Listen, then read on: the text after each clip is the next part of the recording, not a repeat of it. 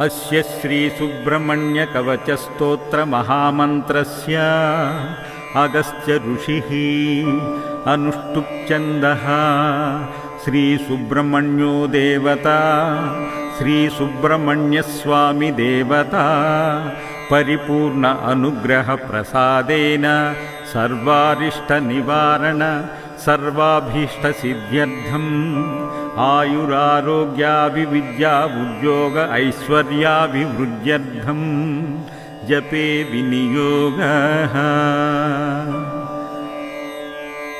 करन्यासम् अंगन्यासम्। ओम वं अंगुष्ठाभ्यां नमः। ओम चं तर्जनीभ्यां नमः। ओम बं मध्यमाभ्यां नमः। ओम वं अनामिकाभ्यां नमः। ओम नं कनिष्ठिकाभ्यां नमः। ओम सं करतलकरपृष्ठाभ्यां नमः। ओम श्रीं फसुपट् दिग्बन्धः। अंगन्यासम्। ओम शिवसुब्रह्मण्याय नमः। ओम वं हृदयाय नमः। चं शिरसे स्वाहा। भं शिखाय वषट्। वं कवचाय हुं। नं नेत्रायाय औषट्। मम अस्त्राय फट्। भूर्भुवस्सुवरो इति दिग्बन्धः। ध्यानम्। ओम द्विषड्भुजं षण्मुखमम्बिकासुतं कुमारमादित्यसमानतेजसं वन्दे मायूरासनमग्निसम्भवम् सेनान्यवन्द्यामभीष्टासिद्धये कनककुण्डलमण्डितषण्मुखं वनजराजिविराजितलोचनं निशितशस्त्रशरासनधारिणं शरवणोद्भवमीशसुतं भजे। सुब्रह्मण्यः पुरः पातु सेनानि पातु पृष्ठतः। गुहो मां दक्षिणे पातु वह्निभूपातु वामतः। शिरः पातु महासेनस्कन्दो रक्षे ललाटकाम्। नेत्रे तु द्वादशाक्षः स्यात् श्रोत्रे रक्षतु विश्वभूः। मुखं मे षण्मुखः पातु नासिकां शङ्करात्मजः। औष्टौ वल्लीपतिः पातु जिह्वां पातु षडाननः। हृदयं ब्रह्मभू पातु जानुनी पातु विश्वपाः। विशाख पातु जङ्घे मे पादौ च शिखिवाहना। सर्वाण्यङ्गानि भूतेश सप्तधातुंश्च पावकः। सन्ध्याकाले निशीधिन्यां दुस्तरे सलिलेऽपि च। दुर्गमे च महारण्ये राजद्वारे महाभये। चोराद्यसाध्यसंभेदे ज्वरादिव्याधिपीडने। दुष्टग्रहादिभीतौ च दुर्निमित्तादिपीडने। अस्त्रशस्त्रनिपाते च पातु मां क्रौञ्चदारुणाः।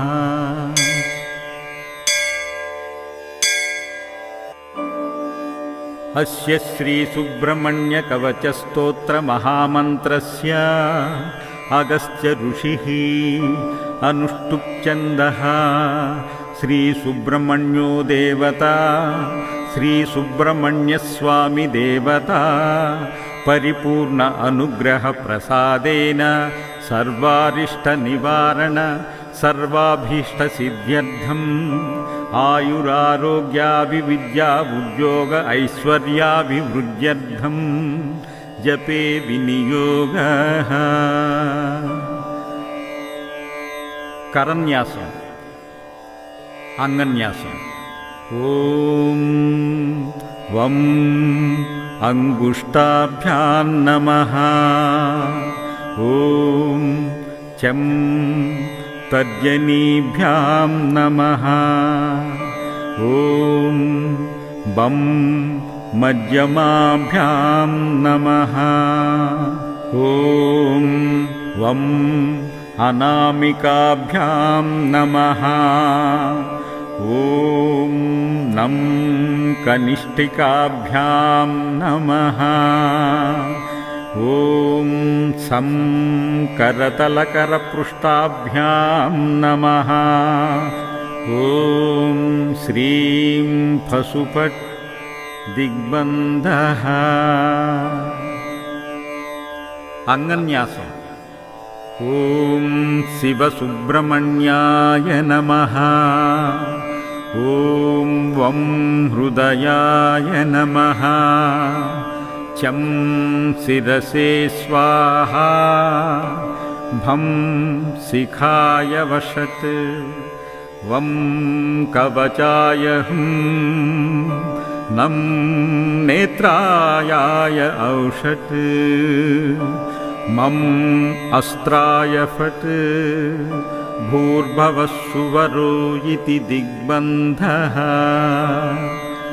ध्यानम्।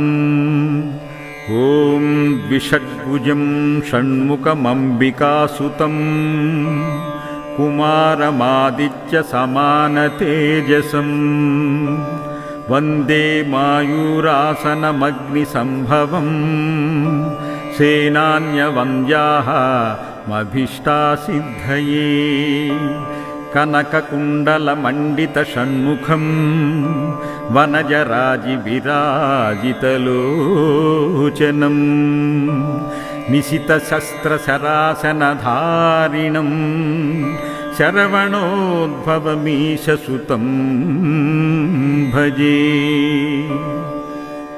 सुब्रह्मण्यः पुरः पातु सेनानि पातु पृष्ठतः।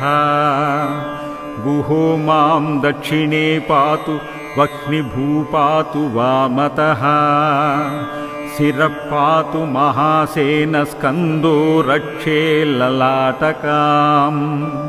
नेत्रे तु द्वादशाक्षः स्यात् श्रोत्रे रक्षतु विश्वभूः। मुखं मे षण्मुखः पातु नासिकां शङ्करात्मजः। औष्टौ वल्लीपतिः पातु जिह्वां पातु षडाननः। हृदयं ब्रह्मभू पातु जानुनी पातु विश्वपाः। विशाख पातु जङ्घे मे पादौ च शिखिवाहना। सर्वाण्यङ्गानि भूतेश सप्तधातुंश्च पावकः। सन्ध्याकाले निशीधिन्यां दुस्तरे सलिलेऽपि च। दुर्गमे च महारण्ये राजद्वारे महाभये। चोराद्यसाध्यसंभेदे ज्वरादिव्याधिपीडने। दुष्टग्रहादिभीतौ च दुर्निमित्तादिपीडने। अस्त्रशस्त्रनिपाते च पातु मां क्रौञ्चदारुणाः।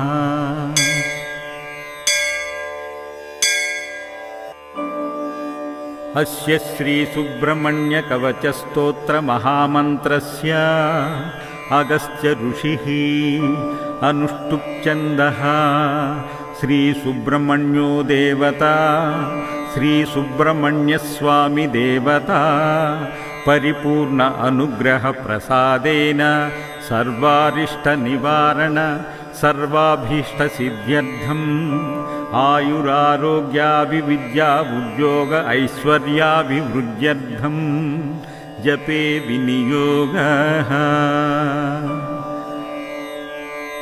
करन्यासं अंगन्यासं। ओम वं अंगुष्ठाभ्यां नमः। ओम चं तर्जनीभ्यां नमः।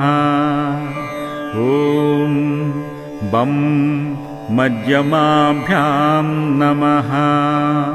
ओम वं अनामिकाभ्यां नमः। ओम नं कनिष्ठिकाभ्यां नमः। ओम सं करतलकरपृष्ठाभ्यां नमः। ओम श्रीं फसुपट् दिग्बन्धः। अंगन्यासं। ओम शिवसुब्रह्मण्याय नमः। ओम वं हृदयाय नमः। चं शिरसे स्वाहा। भं शिखाय वषट्। वं कवचाय हुं। नं नेत्रायाय औषट्।